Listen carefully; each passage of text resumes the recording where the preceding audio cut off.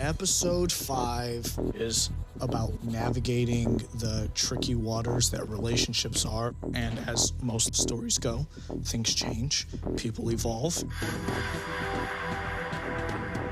Gomez and Henry both have strange information from the future that they're going to be inevitably best friends. I'm friends with a time traveler. Are you, though? Young Henry and young Gomez despise each other. Well, according to you, we are. According to me, what does that mean? Well, not you from the future. You're like, in no world will these two ever be best friends. You know, knowing that Gomez is in love with Claire. I don't have feelings of that kind or of any kind for Claire. Oh, sure you don't. You don't choose your lover's friends. I've seen you before. Where from?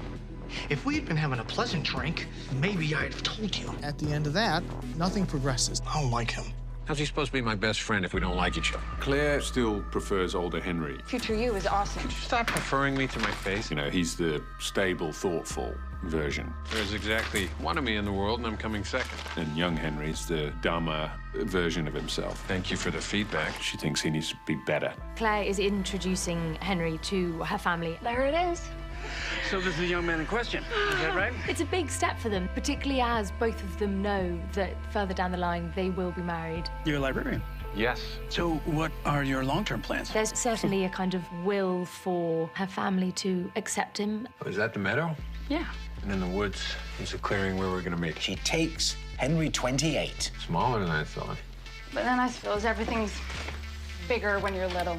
And puts him in the environment where she'd always known that older, wiser Henry. You keep looking disappointed that I'm not him. Well, you keep not being him. She releases her frustration by being frustrated with him. This is the absolute climax of Claire's dissatisfaction about Henry not being who she expected. Careful. She's got these treasured memories. It's kind of old. It's old and really special to me. And here is reality striding negligently through them all. The past is what didn't kill you. The future is what definitely will, and in between is the only thing that matters. More than anything, he wants to cling on to now and not fall off into another time.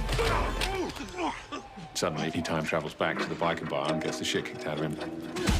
It was amazing. Here we go. Older Gomez delivers the best closing argument speech of his entire law career. The camera on top of the building there has got a partial of you, and now we've got a full face on you. Thank you. After Gomez saves Henry, they get to have a real stripped-down moment. I do like you. That's where he starts to understand. He sees, oh, this guy just talked down a biker gang. I get you now. We are friends. How can I like someone who's hot for my future wife? Gomez, he's absolutely thrilled that he knows a time traveler. And oh yeah, it's going to break his heart because it means he and Claire will never be together. I've known she was in love with you since before I knew if you were a real person. Gomez makes amends with himself. I knew I was never going to be with her. You were best friends, Henry. Or do you think there's some other reason why I just saved your ass? Then time travels back to the middle of this lunch in the country. They're a formal family. They sit down, they have food brought to them. They're kind of uptight, waspy family who have a lot of their own demons and secrets. Henry will be down in a moment. We learn what Claire used to think they were like and what Claire realizes they're like. It smells absolutely delicious. And to then have a very disheveled man who's clearly wishing to make a good impression kind of come down.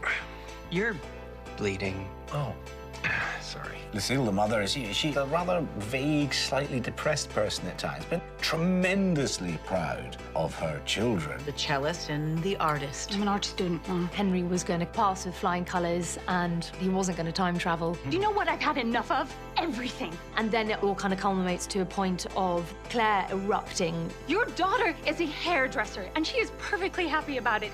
Your other daughter is an art student, which means she better get good at bank robbery because, sorry, everyone, she's gonna marry a librarian.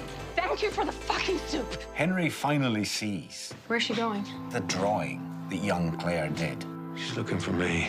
and he sees the love in the drawing. He finally realizes who he has to become, a better version of himself, and what better way to do that than to cut his greasy locks off Can you help me? and become the older version of himself. I'm here now. A revelation of seeing Henry in the clearing, knowing that the haircut has happened, knowing that the change of clothes has matured him. Claire Hampshire. There's a huge sense of relief. Will you bury me? Oh my God, at last, here he is. This guy who's patient with me, who's kind to me, I'll let go of the fantasy version and commit to the real one. Yes. Oh my God, yes. If he finally becomes the Henry that Claire wants,